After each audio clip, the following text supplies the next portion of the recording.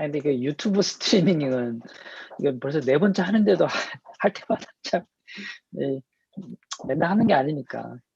힘들어요? 메뉴를 보고 하나씩 아니 그러니까 힘든 건 아닌데 그래도 뭐 어느 버튼을 누르고 뭐 어디 가서 라이브를 하고 뭐 이런 게 절차가 있어요. 네.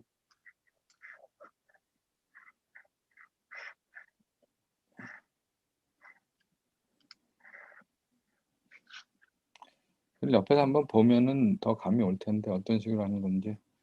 그래도 처음보다는 좀 쉬워진 거 같아요. 이런 식으로 하는 데가 많아졌더라고 이제 거의.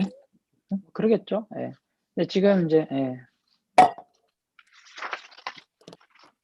근데 이 교수님은 오늘 안 올지도 모를 것 같은 느낌이 들어서 난 불안하네. 불안하시죠? 그러니까 어젯밤에 자정에 또 이메일 보내시고. 이거 잊어버렸을 것 같아서 걱정이야. 그럼 뭐 교수님이 하셔야죠. 아니 뭐 살다 보면 또 이렇게 플렉시블하게 뭐 안 되면 안 되는 대로 하는 건데. 제가 그 앞에 했던 두 분은 개인적으로 좀 친하니까 뭐 이분은 그냥 뭐 많이 친하진 않거든. 그냥 얼굴 한번 본 거밖에 없는데 실제로 만난 적은 없고 그냥 줌으로 몇 번 만나서 한 건데 되게 바쁜 것 같아요. 여기저기서 인바이트를 많이 받더라고. 그러니까 뭐 거기 이제 어시스턴트까지 그냥 전문적으로 둬서 그분이 다 처리하시고 뭐. 그러니까 예. 지금 하시는 분들 중에 유일하게 해서 그러시네요. 학장 비서 같은데 자기 비서 같은데. 홍콩이 사실 옛날부터 메르스도 있고 이래가지고 그런 쪽으로는 좀 나름 할 말이 많은데. 근데 지금 50분에 들어오라고 그랬는데 왜 안 와? 뭐 불안하다 이거. 아니 그 프로페셔널들은 1분 전에 오는 거잖아요. 근데 저번에 내가 그 하유면 선생님하고 개인적으로 친해가지고 이렇게 뭐 개인적인 얘기 했는데 이게 알고 보니까 막 유튜브로 다 나가는 건데 그래갖고 나중에 미안하다고 다시 또 보냈어. 진짜. 지금 이것도 지금 라이브 나가는 거예요? 이제 뭐 라이브 지금 하려고 지금 이제 아직 안 확인해 나가는 보고 거죠? 있어요. 네. 지금 안 해요. 아닌가 모르겠네. 뭐 와서 보라 그래. 지금 라이브 되고 있어요. 그래요? 그러면 지금 라이브 되고 있어요. 사적인 얘기는 좀 자제하면서.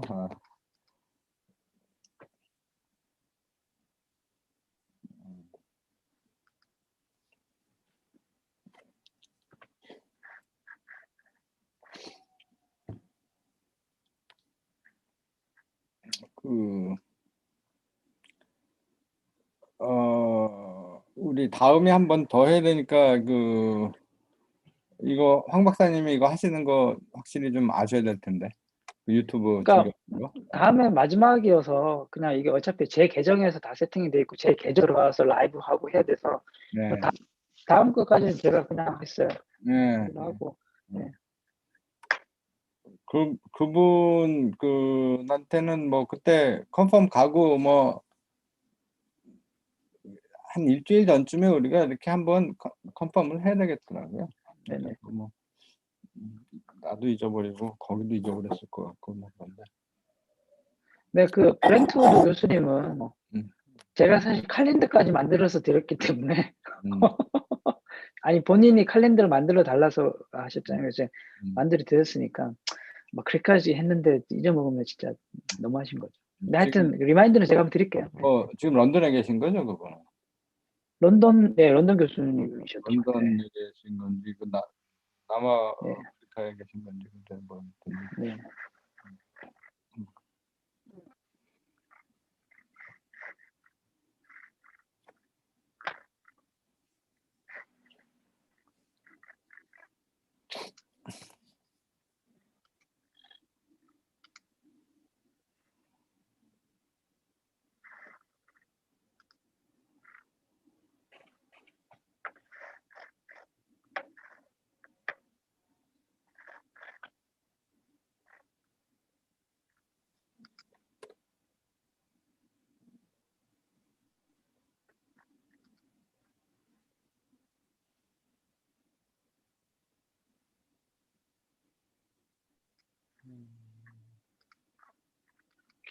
여기 오셨네.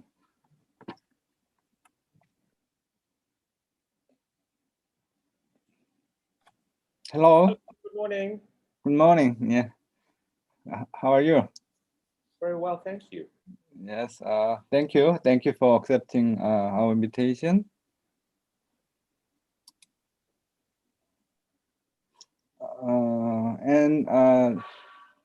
Would you like to try your slide? My slides are fine, but you need to enable me to share my screen. Do you want to try now?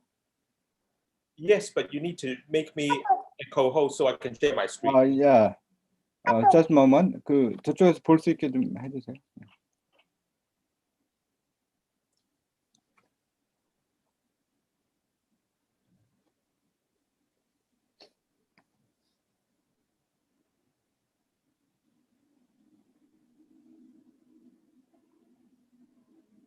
Just let me try and get it clear in my mind. How long do you expect me to talk for? The whole hour, is that correct? Yes, but depends on in between maybe. You can see my slides, right? Yes, yeah. Okay. Great. Yeah. So probably slightly less than an hour, like 40 to 50 minutes of lecture. Would be okay. And if there is some question, then 10 to 15 minutes of discussion, question answer would be okay. But in general, you may notice that Korean students are kind of shy, so they don't talk a lot. So maybe I expect only few questions in general. So the general audience is the master level public health students. Today's audience is. So please. Sorry? Who are they? Sorry. Master level student, School of Public Health student, Yes. the major audience, and maybe more master level students from other colleges also. Okay. So somewhat professional medical terminologies, they are not quite familiar with medical terminologies, I think.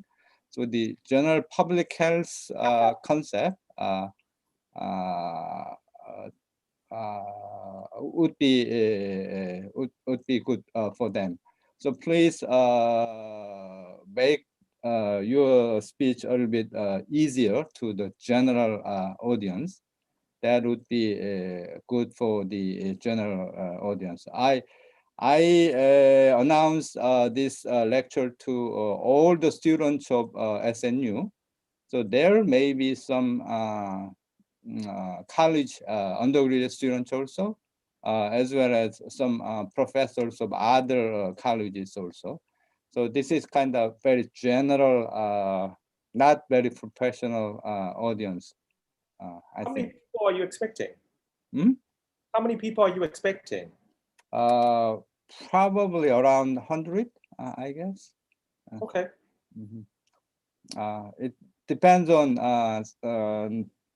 you know, there are too many Zoom seminars nowadays. So it depends on the other colleges situation.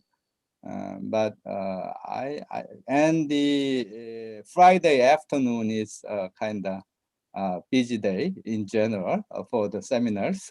So it depends on, but I haven't checked all the events in the university. So, okay, it's almost exactly 10 o'clock now. So, okay, let me start our today's event. The speaker today is the Professor Long at the University of Hong Kong. He is the current Dean of School of Medicine, and then he's quite well-known professionals dealing with many infectious diseases, including COVID-19. So we are very happy and honored to have him for today's seminar. And our seminar series is for the taking the information and the situation of other countries, and as well as having some global perspectives. In that purpose, I think he is the ideal professional to introduce the situations in Hong Kong as well as global perspectives. So Professor Long, the floor is yours now. Thank you very, very much indeed, Professor Kim. Let me just try to now share my screen, and then I'm going to begin. Can you see my screen now? Yes. All right. So I'm going to be talking about an integrative approach to epidemics, drawing most of the lessons from COVID-19, but also beyond. So this is really mostly an applied science talk. Rudolf Virchow, who's a very, very well-known Berlin-based pathologist, some call him the father of pathology, during the Prussian era, he once said, "Science for its own sake usually means nothing more than science for the sake of the people who happen to be pursuing it. Knowledge which is unable to support action is not genuine, and how unsure is activity without understanding." So this is really a declaration that applied science is important, and applied science to inform decisions, especially critical decisions, is absolutely fundamental. Much of what I'm going to talk about is actually summarized in this relatively new paper that came out a few months ago in Nature Medicine that Joe Wu and myself put together. And it goes to show what needs to be considered when you are faced with a pandemic. So from the origins to vaccines, essentially the whole gamut of issues here that you see summarized in this particular graphic. I shan't belabor them because I will be covering each in turn. This is a much earlier paper that was also written after a pandemic. This was written after the 2010 flu pandemic. This was written with Mark Lipsitch and colleagues at Harvard. So essentially, these two papers, a decade apart, both informed by pandemics, one, the flu pandemic, and now the coronavirus pandemic, shows you what are the decisions at the top that you generally need to make, what's the evidence you need, and how do you process inputs using these analytic tools in order to derive the evidence that you need to make decisions. Essentially, what you need to be looking at for any kind of outbreak, whether it's an epidemic or pandemic, is to layer on different public health and social measures, or PHSMs as we say, such that you try to stop an infection event happening. This is the so-called Swiss cheese model, and it's actually named after a British psychologist who first came up with the idea. James Reason is his name.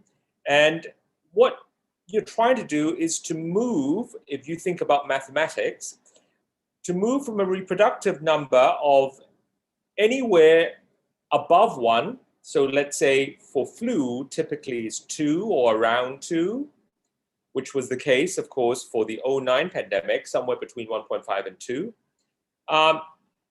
But in the case of SARS-CoV-2, our current COVID pandemic, R0 is probably somewhere around 4.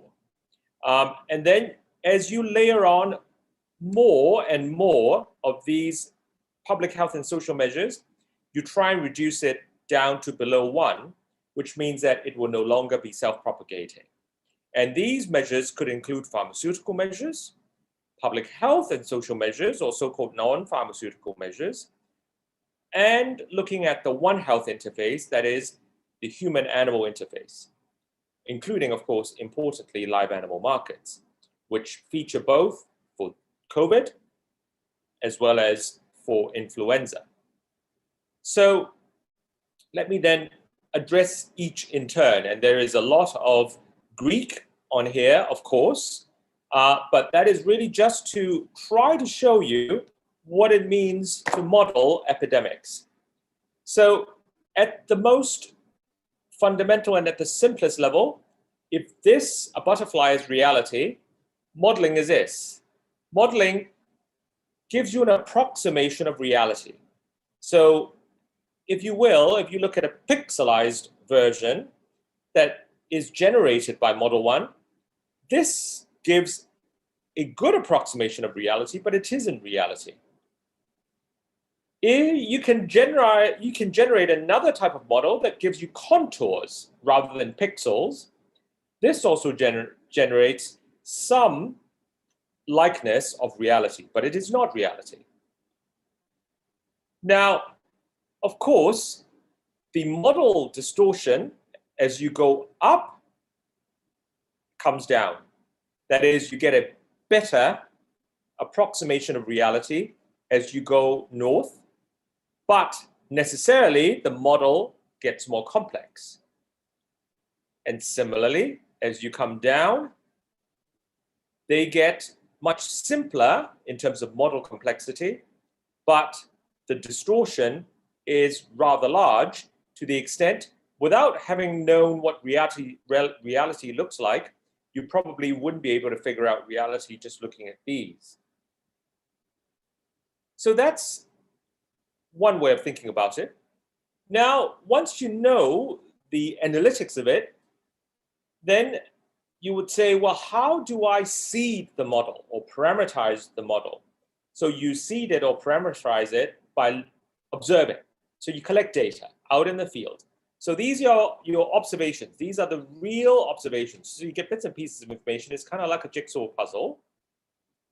From this, you would probably not be able to guess what reality really is. So from these observations, you put it through a model. And this is model 1. And then this is the very, very simple toy model. So you have absolutely no idea what this reality really looks like. But if you do more and more work and refine it, you might get close. Okay? Similarly, model 2, if you do better and better work, but of course you may get the complete wrong answer. Let me just go back one. From this, you have no idea whether your model is right or wrong, but your model could give you the entirely wrong answer. So that is why analytics is important. Okay, now those are usually mathematically generated models. There is a statistical way of generating and predicting these epidemic curves, okay? These are called epidemic curves. Epidemic curves essentially have the x-axis be time, calendar time, and then the y-axis, the number of incident cases. So these epi-curves, back in 1990, at the beginning of the HIV epidemic, so first case, 1981, started collecting data up until 1987. So these two gentlemen from the US wanted to say, look, is this going to keep on growing exponentially? And they applied Farr's law. Reverend Farr was an English public health person and statistician. So he came up with a way of describing epidemics and epidemic trajectories, and essentially it's curve fitting to a normal distribution. So when these gentlemen applied the Farr's law method to try and map out what the HIV epidemic might look like in 1987, looking forward for 10 years, they predicted in a very famous journal called JAMA, the Journal of the American Medical Association, very, very high impact journal to this day. They published this figure. They said, look, Farr's law tells us that we're going to peak in 1988, and then this thing is going to go away before 1995.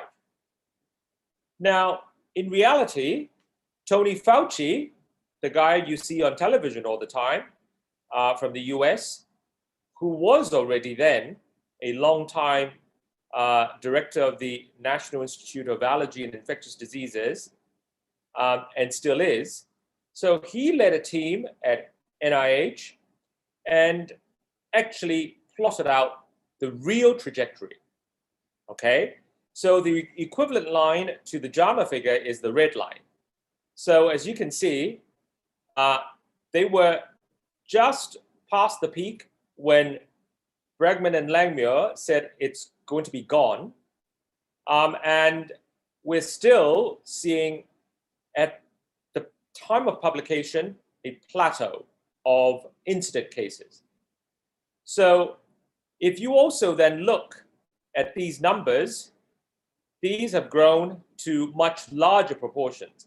They predicted it to peak at about 20,000. This, of course, peaked at about 80,000. So that's why the title, How Far Out? It's a pun. Well, don't think that this is not plausible to happen today, because it did.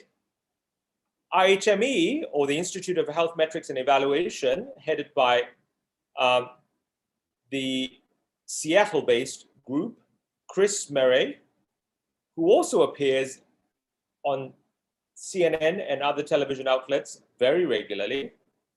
So when they actually, up here, all right, started to use the same methods at the very beginning of the US outbreak, that is in early March and April, what you see is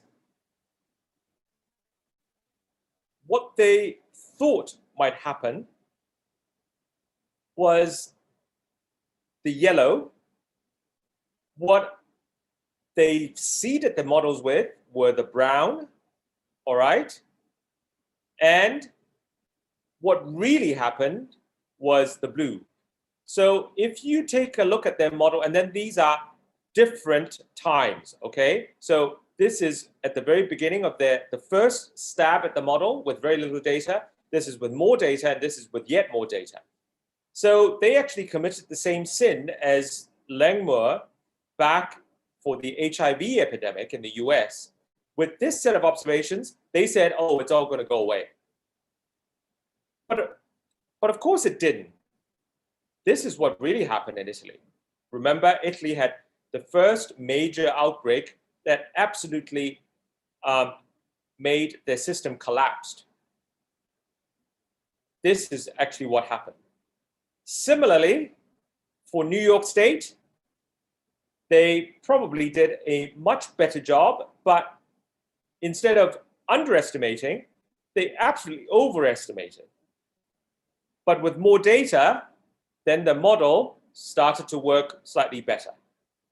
Compared to the Imperial College model, which from the very beginning was not a Farr's law statistical model only, but actually a transmission dynamic model, it gave much more faithful predictions. Now, IHME, to be fair, actually introduced a ensemble suite model as they went along, and so their predictions actually improved subsequently, but not at the beginning. And then a couple of people, actually a couple of groups, wrote about this and commented on the validity of those models.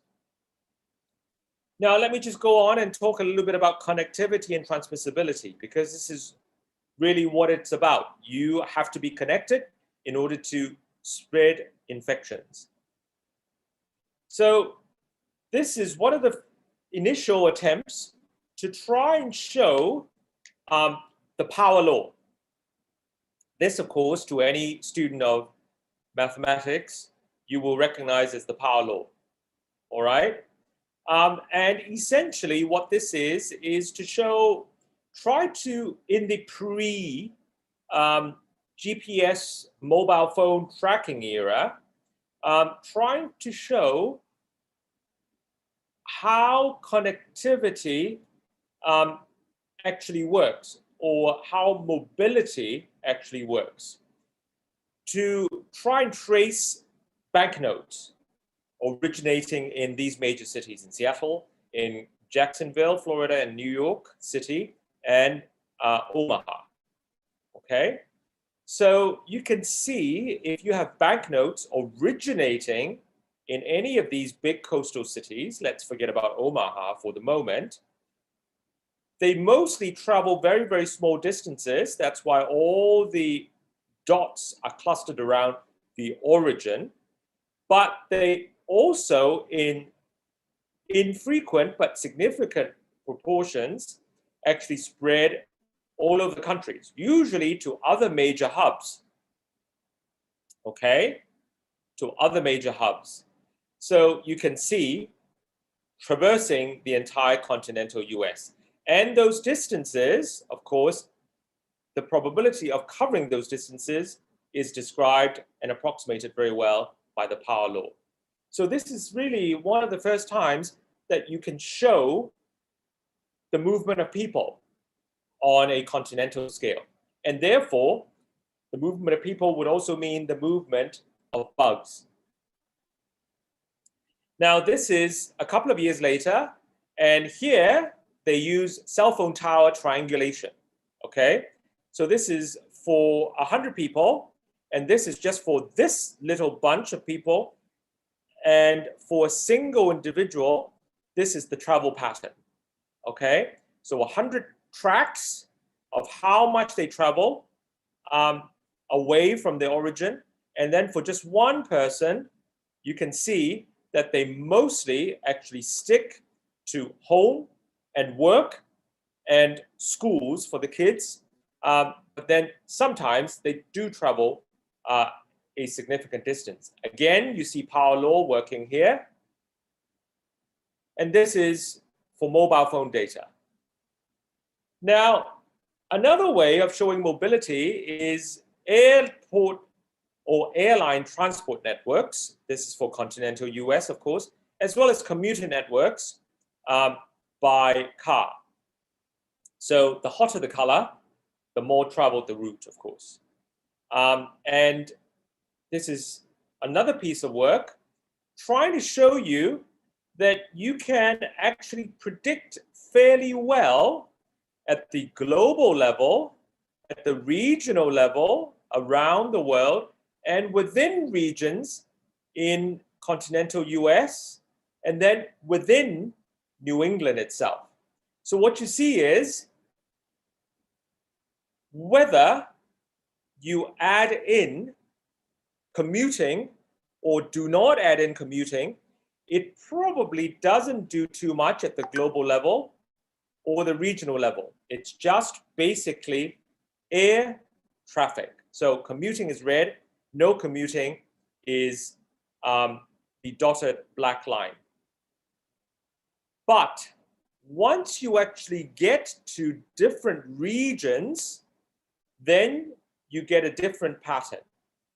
And you basically see commuting flows are found on average to be 1 order of magnitude larger than airline flows. But the introduction into these mega worldwide global models show that large-scale patterns only exhibit very minor variation. So you can predict it very well without commuting traffic patterns.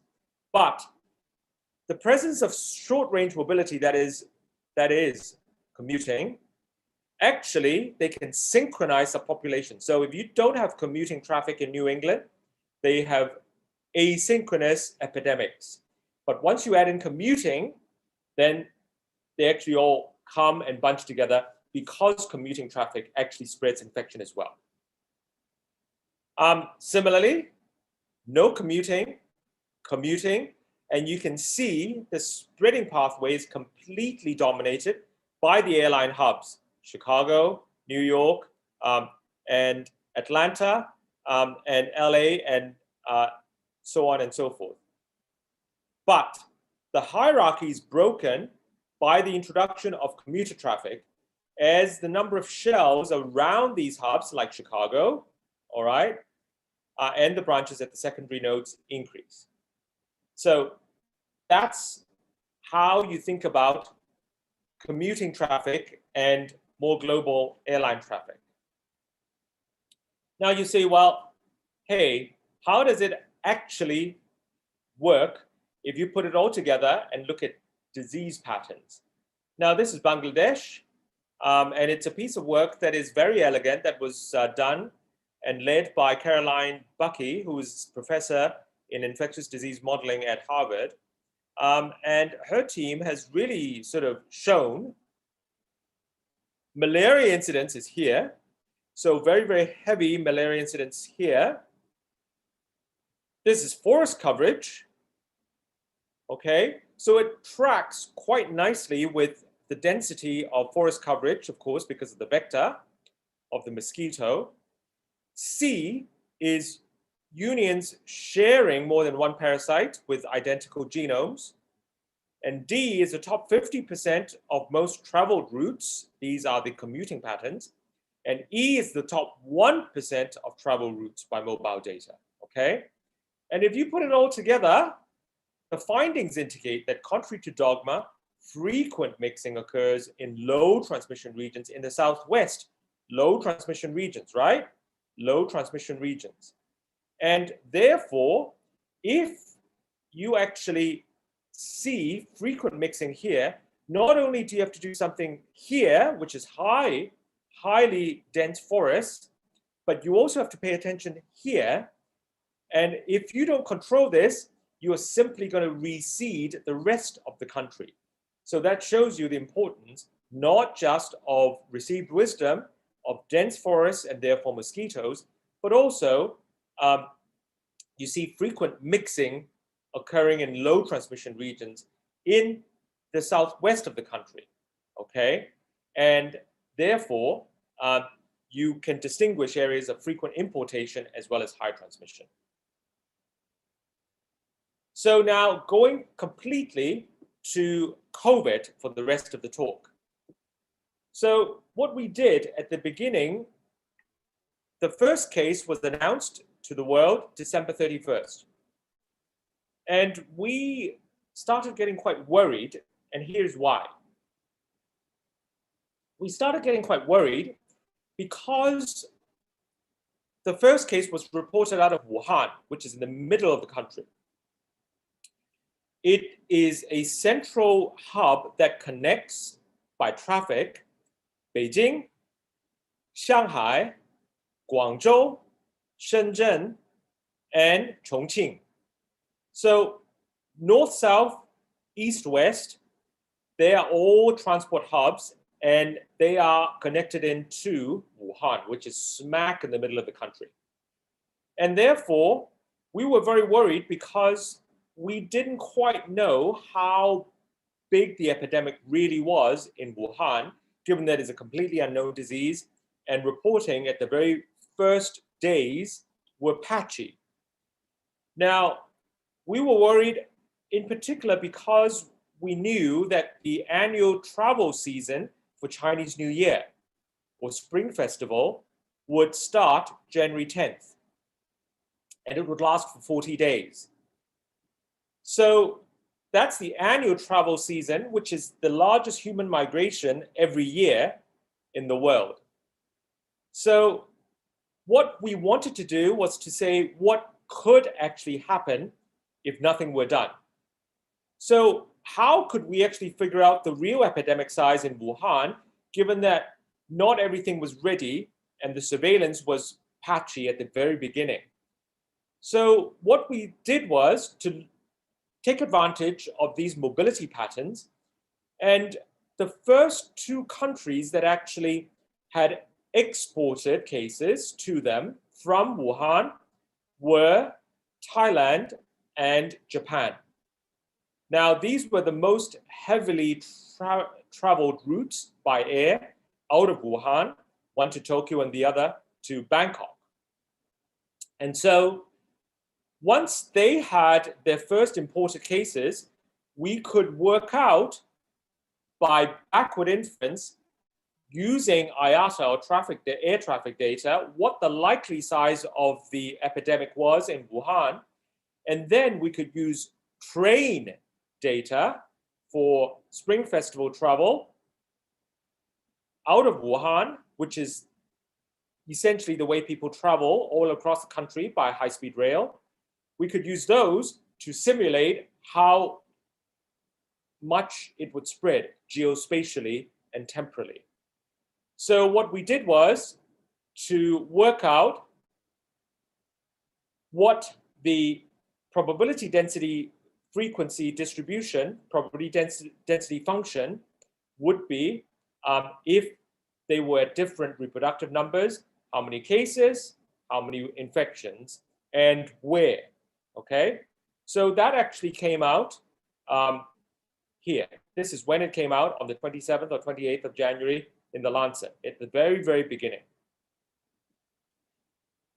And so if you actually look at it, the numbers estimated, the red bars are essentially our estimates. The blue bars, essentially what really happened by January 28th, or the green bars by February 1st, so depending on how you pick the incubation period.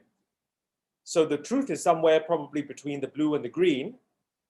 The red bars, which is our estimate, actually looked pretty good, except for Wenzhou and Hangzhou. Now that's mostly because there were very large cluster outbreaks in Zhejiang, which is where Hangzhou is situated, and Wenzhou similarly, very, very large clusters. That's why we did not actually get too close to those numbers, but not far off for the rest of the country of 1.4 billion people. Again, showing you these numbers, and then showing you these were large clusters. That's why we were off. And then you can also see we were off a little bit more than usual in Changsha and Nanchang. And that's mostly because you see the proportion of outbound travel from Wuhan, quite a lot of it was by car or by coach, not by train. That's why we were not as accurate as we had hoped to be, but it's not a bad picture. So what we showed was what could happen, not what would happen. We said, if you did nothing, it's going to completely explode. But if you reduce transmissibility by 50%, then you could absolutely wipe it out and get to zero COVID, which is exactly what happened, because this actually informed national policy for the lockdown starting on 23rd through the end of the month in January. So the entire country went into a lockdown. And indeed, as you can see, what really happened was blue. So there was somewhere between 75% to 95% transmissibility reduction. And as we had predicted, if you actually suppress it to more than 50%, this thing is going to be gone, which indeed it was very quickly. This was validated as early as February, mid-February to end February, by the joint WHO-China mission on COVID. This is the first joint mission, and the report you can still find online. It came out on the 26th. Now, you can see that the country lockdown, this is Baidu, intra-city traffic, and you can find it on the web. January 23rd, absolutely dropped to very, very low, okay? Compare with the year prior. And it only started to begin to open up somewhere around March. just as when the rest of the world started getting its first wave. We showed in a subsequent Lancet paper what really happened. Red is imported cases, blue is local case, and then green is actually re-imported cases from overseas. These are 4 big cities, Beijing, Shanghai, Shenzhen, and Wenzhou, and the inferred real-time reproductive number really never went above 1 for Beijing and Shenzhen. It went above 1 briefly, but was very, very quickly brought down by the countrywide lockdown in the last week of January. Similarly, you see it in Guangdong, in the top 5 affected provinces, from Guangdong to Anhui. Okay, another piece of work, now at a much smaller level. Rather than the whole country, we looked at Hong Kong. And that is really to say, does mobility or can mobility forecast epidemic trajectories for a large city like Hong Kong? Now, we have such a thing called the octopus card, which is essentially ubiquitous. Everybody uses it to pay for trains, buses and minibuses, and all forms of transport. It's literally 99% coverage. So what we did was we looked at the epi curve by confirmation date or report date, changed it to by onset date by deconvolution using the onset to reporting interval, then inferred using the method first proposed by Wallinger, Jaco Wallinger and Tunis in the Netherlands to infer a real-time reproductive number curve. And then what we managed to do was to, okay, try to take that RT curve from here. So this RT curve, we then move it here, and then we superimpose these octopus transport card data, whether it's for child fares, adult fares, older folks, or student fares. And the best, of course, in terms of the correlation coefficient is 0.8 with the adult transport fare. So we use that to try and predict, as we call it, nowcast and forecast. So nowcast is blue, forecast is green, red is real, okay? So here, moving from left to right is essentially looking at the RT curve at progressive time points. So at this time point, we have the onset dates, and we have the epi curve of the RT, which shows that it's actually doing fine. It's below 1. But if you use the octopus card data, it's already starting to go up, and it's predicting that even though it's below 1, that it's actually going to go up, which means that it's going to grow. So this is the very important signal, because this would be the point in time that if you were government, you would want to actually do something about it and apply all the public health and social measures. So if you then take the same analysis a few days later, when it's really starting to go up, then it goes even higher. So if you just scan your eye here, when it's very high, the nowcasting or prediction is telling you that you have already peaked. So you can start to relax a little bit, which of course, it was also correct. This piece of work actually came out in Nature Communications, and it's not actually all that difficult to use. So I would encourage you to go and look at the code and maybe adapt it for yourselves. Now, fundamentally, in order to spread from person to person, you need to think about it in terms of contact matrices or a series of matrices. It's matrix algebra to the nth dimension, essentially. And we apply it to the whole question of school closure. This is a very moving commentary actually written by Maya Levinson. Maya Levinson is professor of education at Harvard, and Mark Lipsitch, the very well-known and respected infectious disease modeler, is her husband. So together, they wrote this commentary in the New England Journal, and I was very touched by this particular quote. They said, whether and how to reopen primary schools is not just a scientific and technocratic question. It's also an emotional and moral one. Our sense of responsibility towards children, at the very least, to protect them from the vicissitudes of life, including the poor decision-making of adults who allow deadly infections to spiral out of control, is core to our humanity.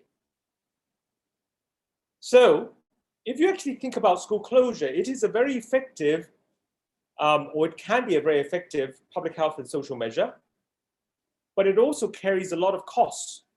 So the World Bank Education Division actually modeled out what school closures could do to key learning outcomes in terms of learning adjusted years of schooling, average learning loss, and share of learners below the minimum proficiency level. And regardless of which metric you look at, and the base case or the intermediate scenario is the orange bar, it's quite stunning. 7% fall in learning adjusted years of schooling. This is lifelong. Expected earnings that will fall because of this 7% fall in learning adjusted years would be $900. Average PISA scores, which South Korea does extremely well in, along with Singapore and Hong Kong and Shanghai, will fall 16 points or 4%.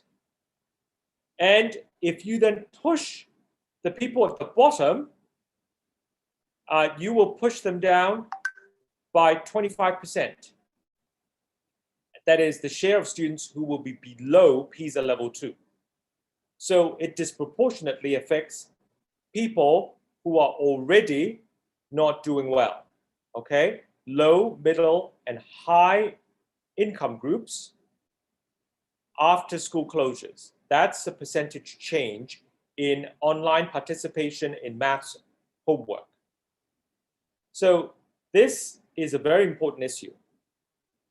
Now, so in JAMA, again, JAMA seems to publish quite a lot of these papers that uses statistical models, but unfortunately, here it shows that school closures actually worked perfectly. So accounting for the lag time bias, they actually said, look, school closures could actually bend the incidence and the mortality curve. And they say that it can bend it by almost 60%.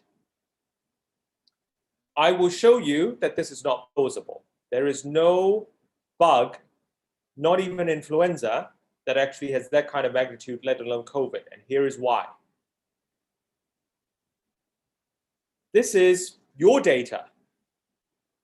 And if you actually look at your data in different age groups, you kind of see non-household, all right, very big difference of younger people compared to older people in terms of infection rates or attack rates.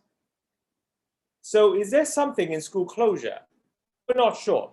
So what we did was we took very, very detailed contact tracing data, household contact tracing data from Shenzhen, which is just north of Hong Kong, and Anqing, which is in Anhui province. So we took those two data sets, we fitted it under a transmission dynamics model, and we were able to show that the relative susceptibility of children and teenagers is roughly about 50% of older adults or even young adults. But they are almost as infectious if they become infected themselves, okay? Now, we then fed it through a series of synthetic contact matrices that were based on this pan-European exercise. This is Belgium, Germany, this is Finland, this is Great Britain, Italy, Luxembourg, Netherlands, and so on and so forth. So they did this exercise that was led out of the London School of Hygiene and Tropical Medicine, and then they updated it, even last year in the midst of the pandemic. These are the who infects whom contact matrices. So once we put the two together, we showed that for COVID, the reduction in the R0 in even low and middle income countries is only about 10%. You can only bring down R0 by 10% if you were to close schools, as opposed to flu, because the transmission is much, much, much more concentrated in younger age groups. So if you close schools, you cut down the R0 by quite a lot, 30 to 40%. And in high income societies, it's somewhere around 5%. Similarly, your threshold, that is, your R0 would already have to be at or below 1.5 in flu settings for you to close schools to bring it down below 1. But for COVID, you'd basically have to be hovering already just above 1 in order for you to bring it down. So school closure is not that effective. Similarly, this is the effect of school closures in different age groups, in the young age groups and the older age groups. And what our model here is our model, if we fitted it in and parameterize other influenza pandemics or epidemics, we actually come very, very close to reality. So we have a lot of confidence in our model. And as you can see, even for flu, nothing approximates 66% or 60%, as the JAMA paper tried to assert. And that's probably because, let me just go back to their paper, they didn't really adjust for co-varying non-pharmaceutical interventions or public health and social measures sufficiently. They didn't have positive or negative control states because all 50 states actually closed schools in the same period during that same week. Okay. Another thing, you need to look at the anatomy of the beast. That is, you need to describe the epidemic. This is the first 425 cases in the world from Wuhan. We were asked by the China CDC to go and work with them on the first early transmission dynamics. We first plotted the epicurve in relation to particularly whether it's linked to this Hunan seafood market. And as you can see, quite a few of the initial cases were not. We worked out the incubation period, infection to symptom onset interval. This is what actually determined the quarantine period, which is 2 times the average incubation period, or 95%, 95th percentile of this interval. We worked out the zero interval, or the generation time, and so on and so forth. We, in a separate piece of work, were able to show that the zero interval, or the generation time, actually would change. It is not invariant as dogma had it. It actually changed as you apply public health and social measures. And if you don't actually use a time varying or stage varying zero interval, your predictions, that is your daily estimates of the RT, could go very wrong. We were also the first to show that there was considerable pre-symptomatic or asymptomatic transmission, that viral load, regardless of severity, regardless of clinical course, regardless of age, regardless of sex, it's a monotonic decrease from the time of symptom onset. This is the key here. We were able to show that 40% of transmission or shedding to the next generation actually took place before symptom onset. That is what makes COVID so difficult to control. We also showed in yet another paper that it's highly clustered. You can see very large clustering if you actually look at who infected whom in detailed contact tracing networks, to the extent that 69% did not infect a secondary generation, and actually 80% of all transmission events were accounted for by about 18%. So the 2080 rule applies here. And so this is a very clumpy infection. Okay? But there is very little difference in the secondary cases per infector, as you can see here, in terms of the cluster size, delay from onset to confirmation. So that's actually pretty good news. Now, this is particularly important when you're trying to work out the herd immunity threshold. Herd immunity threshold, which is 1 minus 1 over R naught, assumes homogeneous mixing and no over-dispersion. Once you've got over-dispersed, that is a small k, or the coefficient of variation is large, that is a lot of clustering, then your herd immunity threshold actually falls. So that's why we may not actually need 75% vaccine coverage in a homogeneously mixed population, but a slightly lower number. Exactly how low, nobody knows yet. Clinical severity, another very important aspect of nowcasting.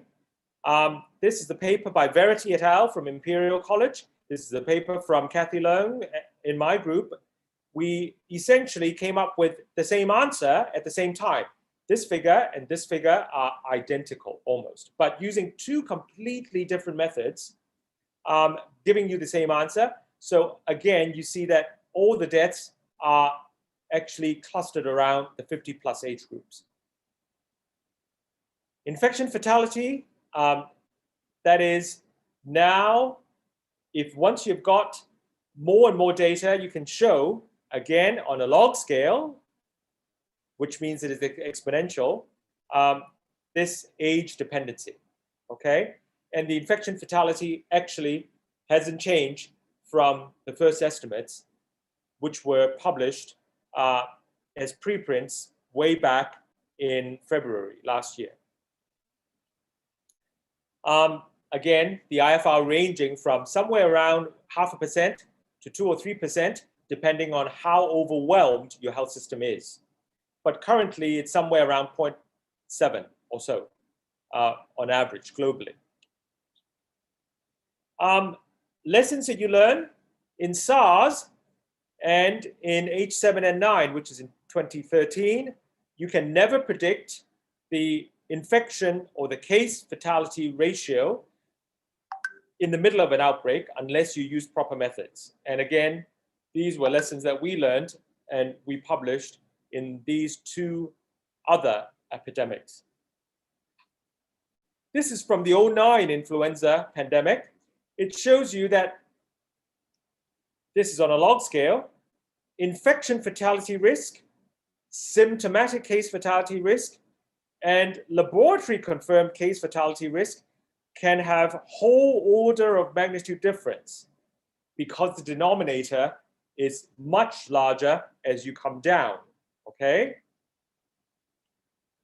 Social behavior and context. This is a figure that shows you East Asia, where we are, seems to have done much, much, much better than the rest of the world. Why is that? Well, because we've lived with a lot of these respiratory outbreaks in our part of the world. We're very experienced disproportionately, what I call sociological or experiential imprinting. This is in an upcoming paper that will come out in PLOS Medicine soon. Therefore, we actually are much more accepting of mask wearing compared to, let's say, Western populations. Now, on mask, why did the WHO change the mask guidance? It actually took them 6 months to come up with a definitive statement to say that you should wear a mask. So there is a piece of work led by Ben Cowling in Hong Kong U, where I work, for the WHO way before this pandemic, showing a systematic review and meta-analysis of whether masks work. So you can see that it generally works, but probably not terribly well. So there is some limited benefit, but somewhere around 10%, maybe. Now, compare this to the MERS and COVID in healthcare settings. It shows that it overwhelmingly works to such an extent that it reduces things by 75%. Again, probably not plausible. Now, what we were working on and have been working on for more than a decade was this Gesundheit machine with Don Milton at the University of Maryland. And we actually published this in February, March last year, because we were able to show that a mask could completely stop droplet and aerosol transmission completely for coronaviruses. Not this particular one, but because the experiments were done beforehand, it's the 4 seasonal human coronaviruses. So that's experimental proof to show you that masks can work. In fact, if you go to today's issue of the magazine Science, there is another paper on this. But despite universal masking, which is the red here in Hong Kong, we still had 3 major waves, which shows you that mask is necessary but insufficient. The Danish trial tried to claim that it doesn't work, which is not true. Primary composite endpoint just has a very wide confidence interval. It's powered to identify a 50% reduction, so it's underpowered, but the point estimate, it's just about right. So it's not a very well done study, yet the annals published it anyway. So I'm going to wrap up here and try and learn from your questions. Here is the team, the core team that actually did a lot of the heavy lifting, and here are my funders. Thank you very much.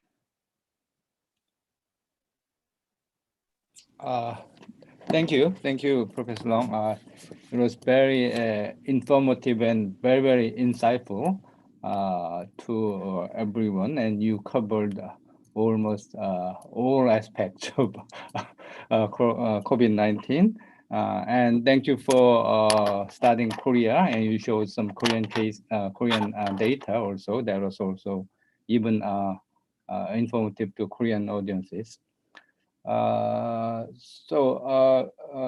If there is any questions or comment, it's time to ask questions to the speaker. And everybody's, if you are in the YouTube channel, please write down your questions so that we can ask him accordingly. So in the meanwhile, the school closure is a very important issue in Korea. So your comments on school closure is also very interesting and informative. In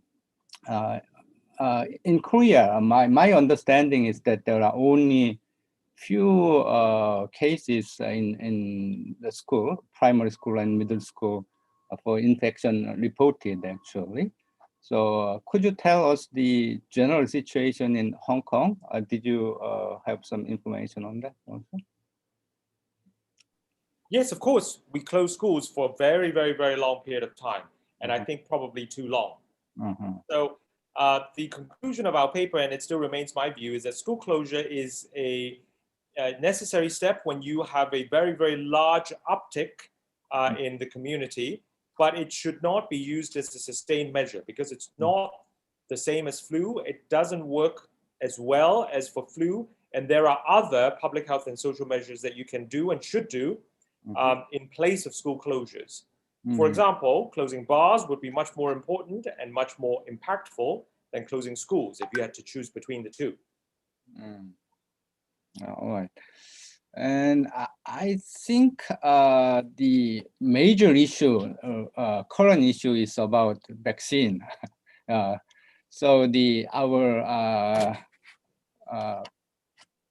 my feeling is that the East Asian countries like Japan, Korea, Taiwan, and those countries were doing very well. I mean, reducing the number of cases, but so that they put a little bit less attention to the vaccine. So they are suffering their vaccine rate is so low compared to the Western countries. So do you think that's a problem, or it would be okay for these countries to cope with COVID-19? No, I don't think it's okay to have a very low vaccine coverage rate. Mm-hmm. I think that East Asia has been spoiled because we've done so well relative to the rest of the world.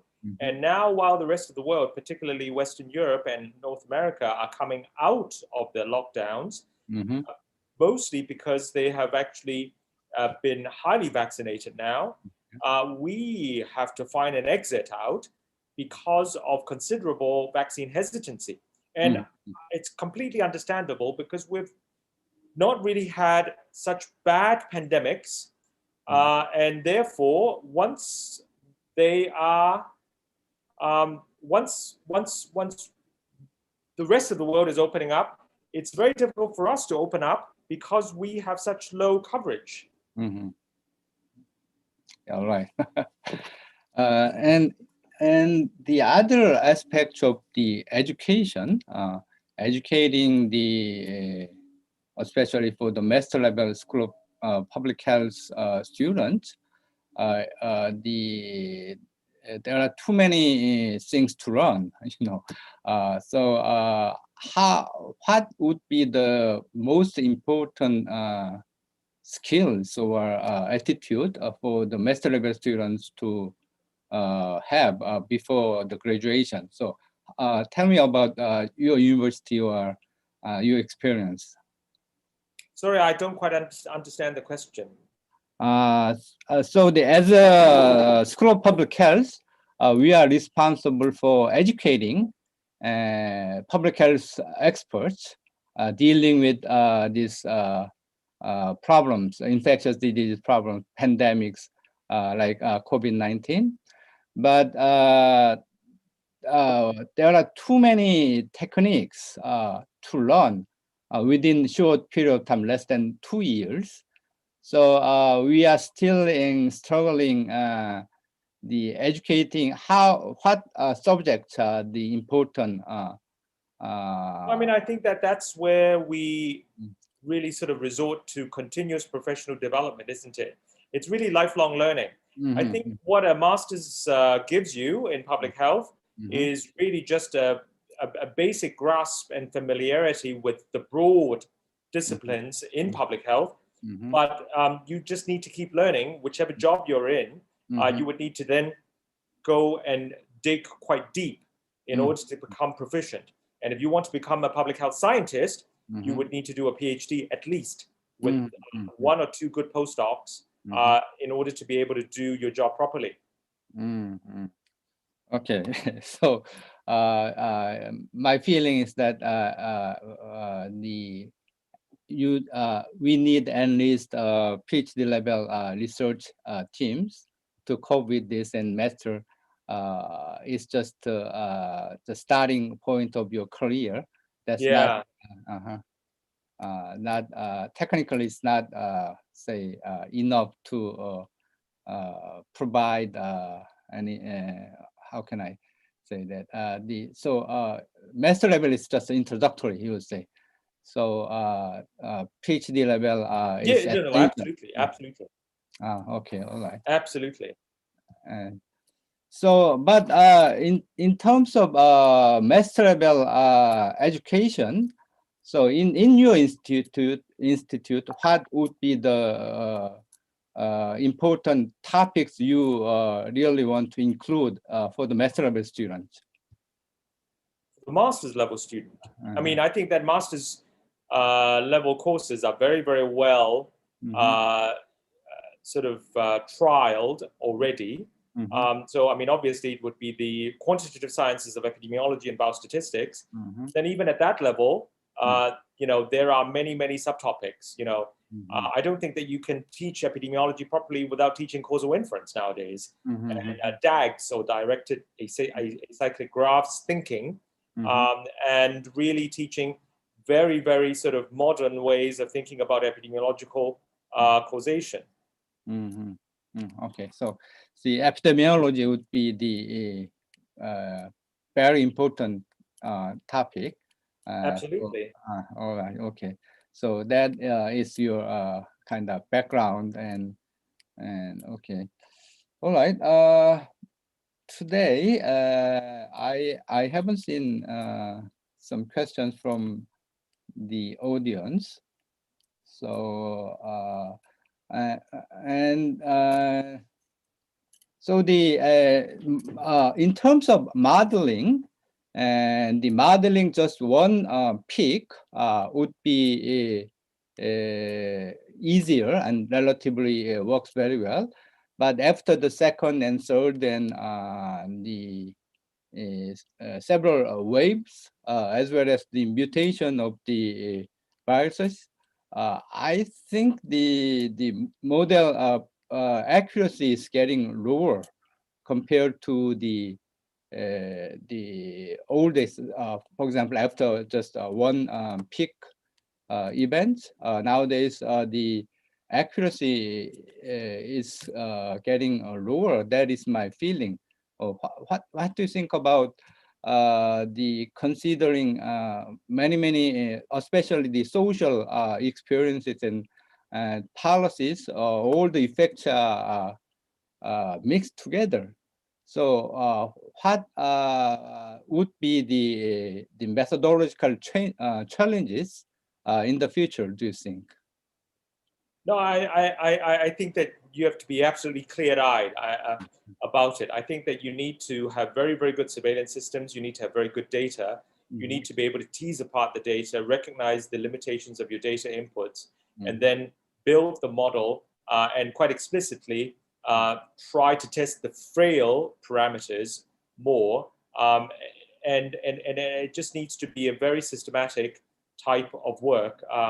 Because otherwise you get the wrong answer.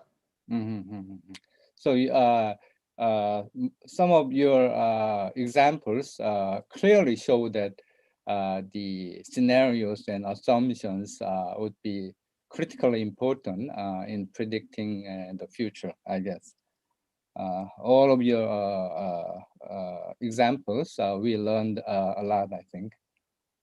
Okay, so it's just 11:03 in Korean time. It's 10:03 in Hong Kong, I guess.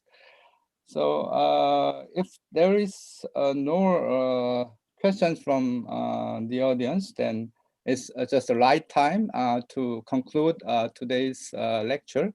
Thank you. Thank you again for your excellent and insightful talks.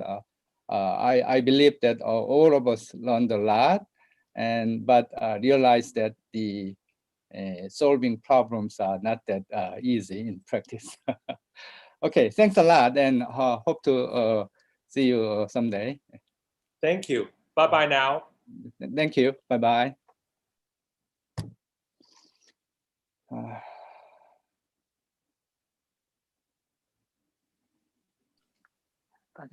단장님 수고하셨습니다. 네.